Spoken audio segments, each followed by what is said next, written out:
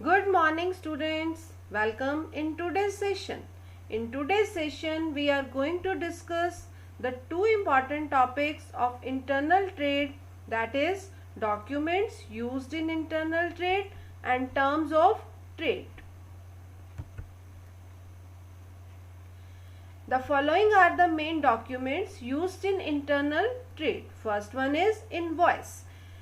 In case of credit purchase, a statement is supplied by the seller of the goods in which he gives particulars of goods purchased by the buyer such as quantity, quality, rate, total value, taxes, trade discount, etc. It is also called a bill or memo. Buyer gets information about the amount he has to pay to the seller from invoice only. Invoice real में बेटा क्या है कि जब buyer और seller के बीच में dealing हो रही है, यानी कि क्रेडिट सेल परचेज की ट्रांजैक्शंस हो रही हैं, उस केस में सेलर एक परफॉर्मा एक बिल रेडी करता है और उस बिल को किसे देता है? बायर को देता है कि आपने मेरे से इतना सामान परचेज किया और उसके रिगार्डिंग आपको इतनी पेमेंट मुझे करनी है।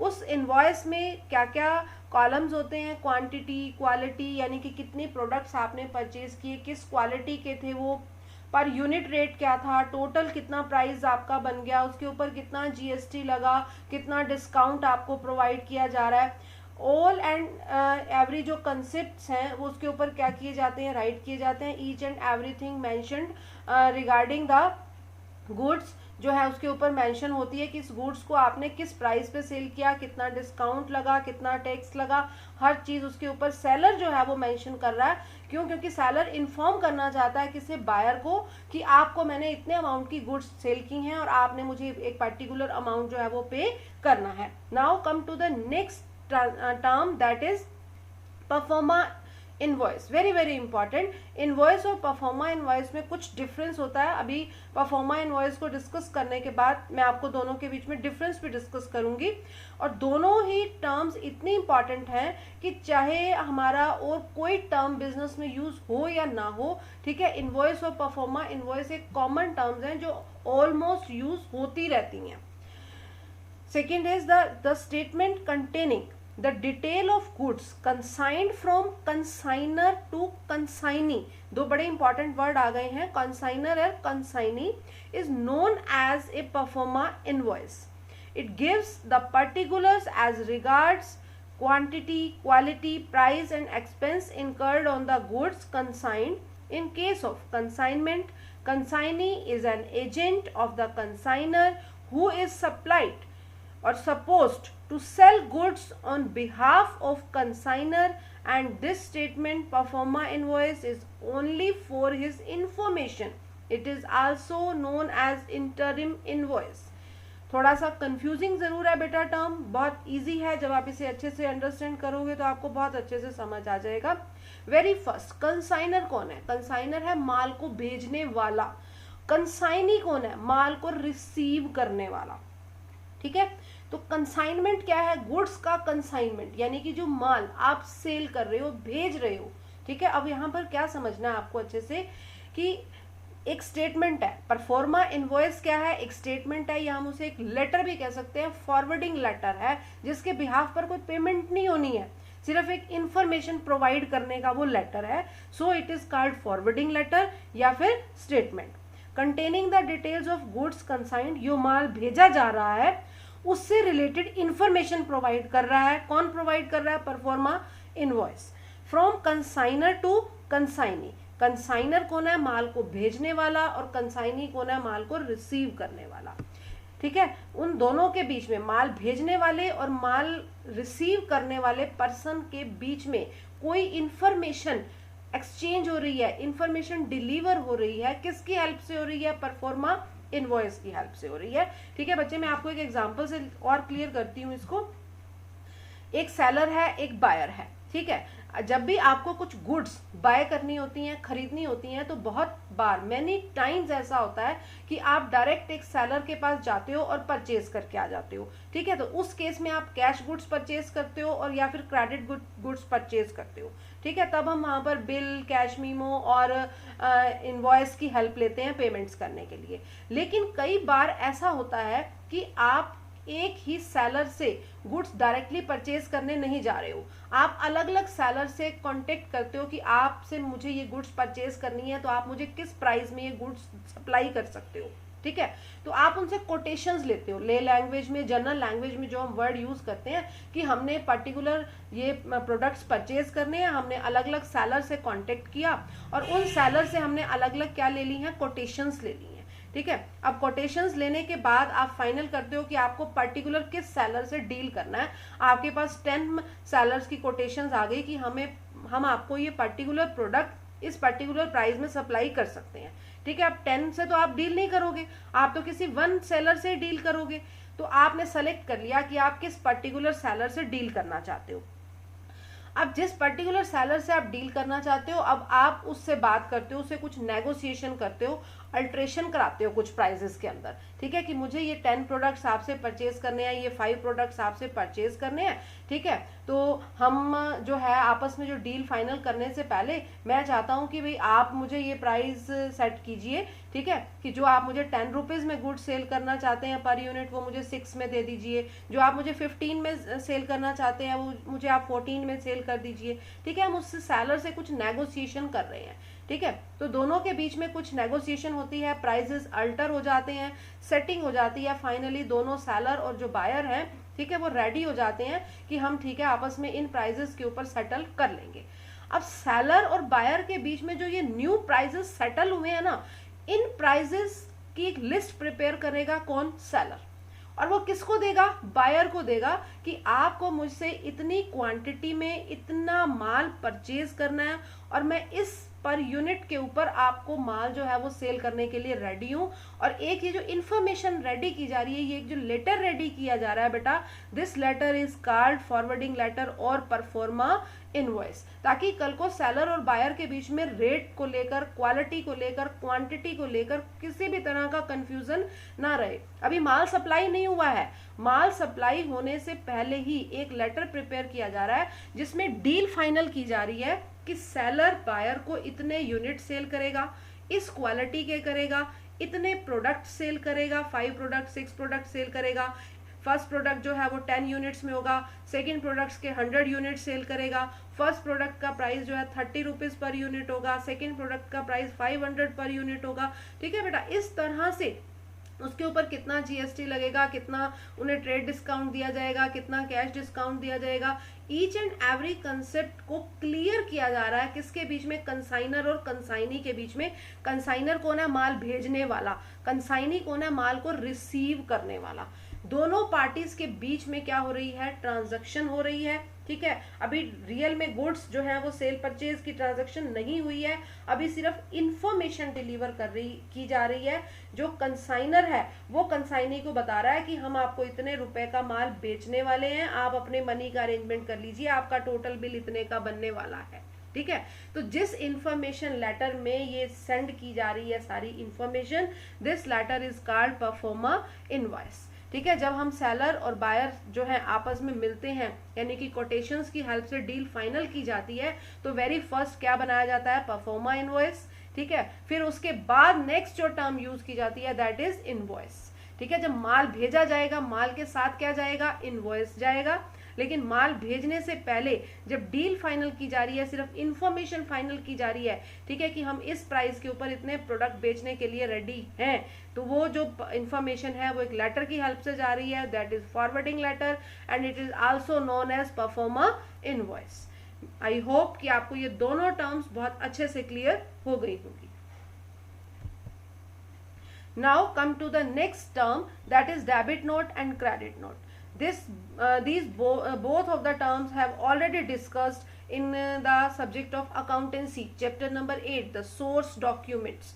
सोर्स डॉक्यूमेंट्स में आपने जरूर बेटा चैप्टर नंबर 8 में ये दोनों इंपॉर्टेंट टर्म्स पढ़ी होंगी, वेरी वेरी इंपॉर्टेंट है ये अकाउंटेंसी के पॉइंट ऑफ व्यू से। लेकिन बेटा एक बात यहाँ क्लियर करना जरूरी है कि इनवॉइस और परफॉर्मा इनवॉइस आमतौर पर सभी तरह के बिजनेस में यूज होते हैं।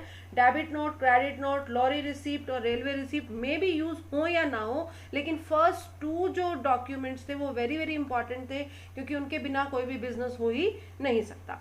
Third one is debit note. It refers to a letter और note which is sent by the buyer to the seller stating that his seller's account has been debited by the amount mentioned in the note on account of goods returned herewith. It states the quantity, rate, value and the reason for the return of goods.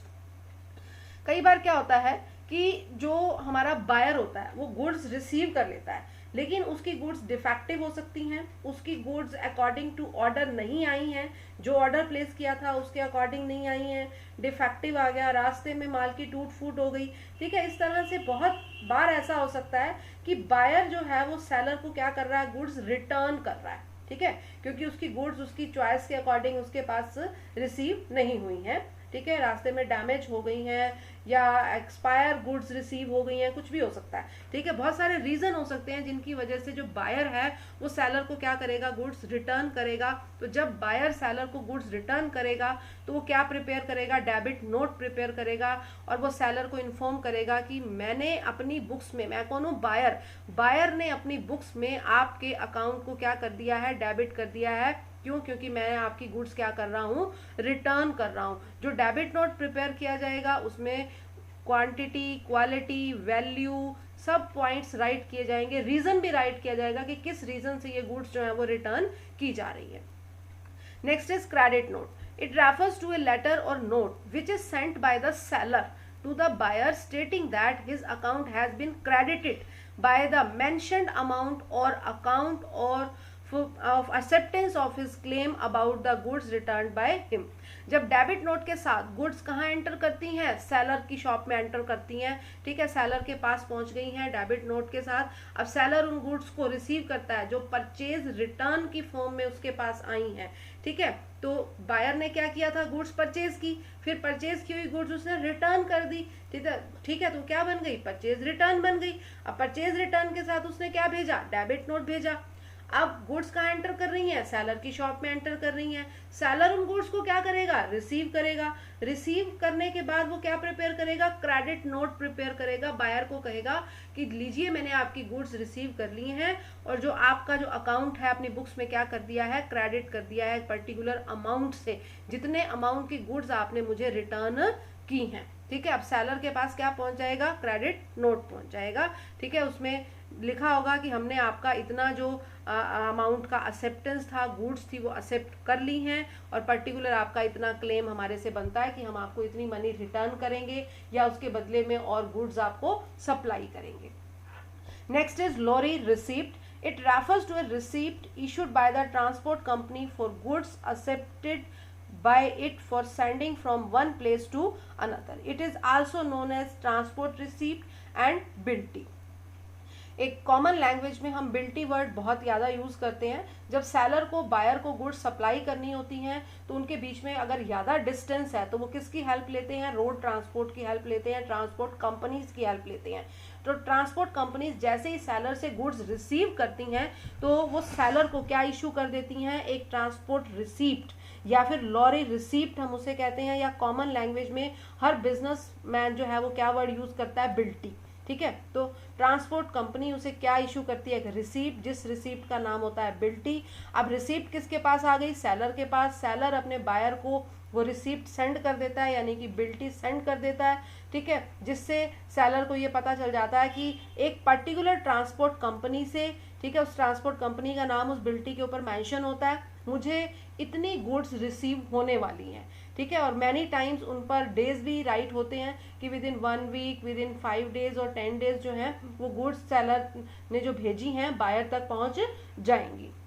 Next is railway receipt. It refers to a receipt issued by the railways for goods accepted for sending from one station to another. जिस तरह से transport companies जो road transport use करती हैं वो lorry receipt issue करती हैं, अगर आप गुड्स को एक प्लेस से दूसरे प्लेस पर पहुंचाने के लिए रेलवेज का यूज़ कर रहे हो, रेल ट्रांसपोर्ट यूज़ करते हो, तो रेल ट्रांसपोर्ट आपको रेलवे रिसिप्ट इशू करता है, same like as lorry receipts.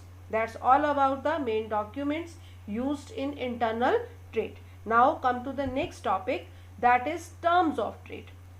First one is cash on delivery. It refers to a type of transaction in which payment for goods or services is made at the time of delivery. If the buyer is unable to make payment when the goods or services are delivered, then it will be returned to the seller. बड़ी popular term है, आजकल हम सभी online transactions करते रहते हैं। तो online transactions में जब आपको गुड्स डिलीवर हो रही हैं, यानी कि जब आपके घर पर डिलीवरी बॉय आपके गुड्स की सर्विसेज देने आता है, ठीक है, तो ऑन द स्पॉट आप उसे क्या करते हो, पेमेंट करते हो, that is COD, cash on delivery. ठीक है, तो ये कोई न्यू टर्म नहीं है, ये एक ओल्ड टर्म है।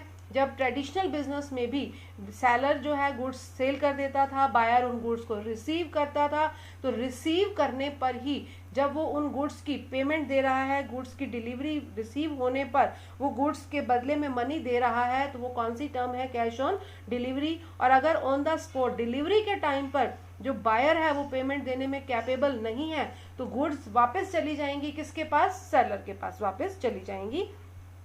Next is free on board or free on rail. It refers to a contract between the seller and the buyer in which all the expenses up to the point of delivery to a carrier, be a ship, rail, lorry, etc.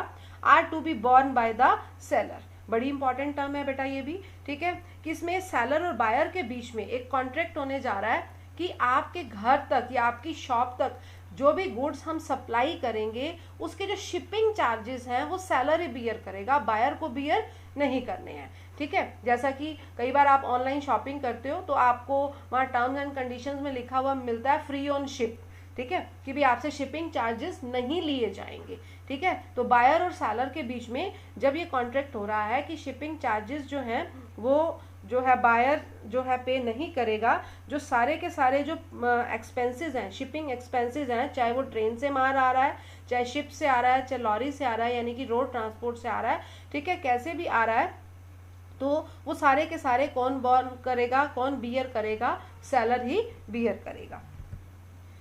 Next term is cost, freight and insurance. It is the price of goods which includes not only the cost of goods but also the insurance and freight charges payable on the goods.